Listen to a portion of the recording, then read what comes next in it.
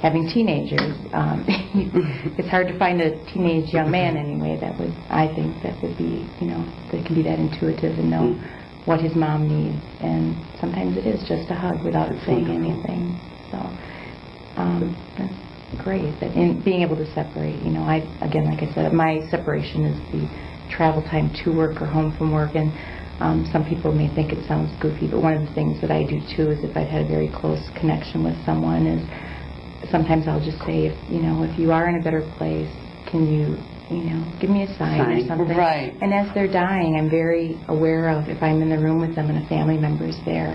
We normally will play soft music or something that the person had liked. And just recently I had someone who did die, and it was a brother-sister.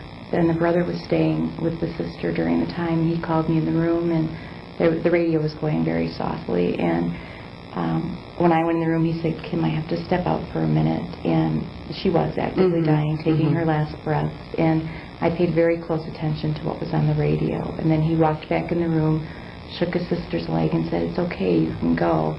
And at the very last beat of that song, her heart stopped. Oh. And I just looked up at him and I said, did you ever know that you were her hero? And the song on the radio was Wind Beneath My Wings, and it just fit so perfectly with what had gone on, and he had been there for her the whole time. And those kind of stories, I just feel so, that gives me closure, to know that I was part of that. Right, I feel very honored that I was in the presence of that person when they took their last breaths, knowing that they were comfortable. And I take that home and share it and become emotional. Frequently, I find myself saying, as well as others, that being in the line of work I'm in has really changed my life. Have you found yourself saying that to anyone? And if you have, why do you feel it's changed your life, or how has it changed your life? I used to be so afraid of dying, and I would talk about it with my family too. Now that I started working here in the nursing home, and the first time that I dealt with someone who passed away, it was a blessing for me to be there to hold their hand and to make them as comfortable as possible. I feel I am not afraid to pass away anymore. I am more spiritually in touch. I'm just not afraid of dying. Right. I think that's, you accept death, more easily in a position like this, because you work with it so much. I mean, so you do accept it. I think the acceptance has gotten better with me. And I guess I look at it as not just the way I view death. It's life itself. When I take a look at what I've really have learned from these patients and their families, I mean, it's more than just caregiving. They're sharing a lot of their life with me, and I've learned a little bit of something from everyone that I've cared for, be it good or bad, however I view it. And then I just take that knowledge, and I mean, we go through life continually learning, and we can still learn from someone who's dying and who's not, even at the point where they're not responsive anymore. Right. We learn, and then we pass that on to other people, and that's how I feel I've grown through caring with people. And I too am no longer afraid of death, but that kind of came along after my father had passed away.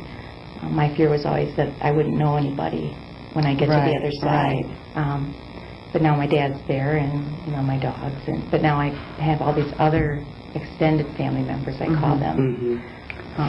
And we also, we also try to remember, even when they're not responsive, that their hearing is still there, that they're still taking in all the things that you're saying, like you said, listening to the music or reading out of the Bible, and that they still do hear that. Right. And while you're providing care, right, to not just go in there and talk conversation if you're doing something with somebody else in the room.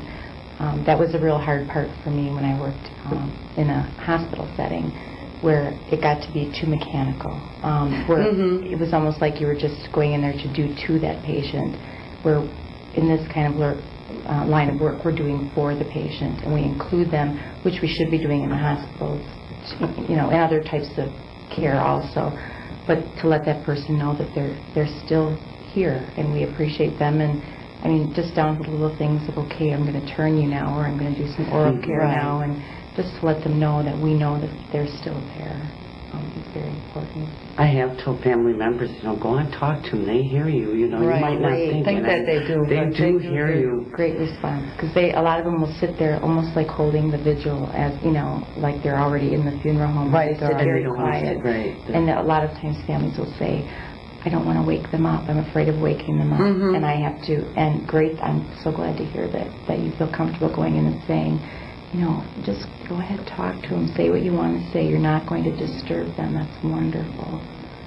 That shows that you've got a lot of comfort at where you're at, too, Right. with your job. And you kind of touched on this question here. How has working with the dying patient changed your views, if any, on death and dying itself? And you had commented that you're no longer afraid of death. Do either of you have any feelings on that? I think you appreciate life more. And Yeah. you try to learn to live your life to the fullest and take it day by day and not get so stressed out about such little things in life, which we all do. So I appreciate life. It's precious. Right, living each day as if it were your last. I had commented to one of the nurses out there when I pulled in the parking lot. I just sat in my car for a little bit and just saw a woodpecker on the tree. And to me, I was just in awe because these things go on around us every day. Every day, right. That we don't pay attention to. And that's one of the things that I'm very much for the patients I care for, is opening up the blinds in the morning and describing what it looks like outside. If they don't have the energy to open their eyes, they still can visualize in their brain. You can tell them it's a beautiful sunny day, or just describe what's out there, and it makes you appreciate, like you said, appreciate life that much more and take what you have and Right. not take it so much for granted. Lastly, if you could, what kind of information or help could you give, helpful words of encouragement maybe, to new people coming new into this profession as healthcare assistants? Anything positive to help get them through those rough times, like you had said, the first death? Right. I think that I believe that a lot of what we talked about here today will help a lot of the new healthcare aides. But the first time that the new healthcare aide does experience a resident or a patient passing away, the way we won't be able to put their feelings in words. They Right. will have to go through the experience, and how they deal with it will come within them. Right. And don't be alone the first Right. time. Have somebody, more experienced go with you in that. And help you getting them all ready and everything else like that. Great. Well, I appreciate all the information that you've shared and the stories that you've shared. Keep doing the great work that you're doing. Thank you. Thank you. Thank you.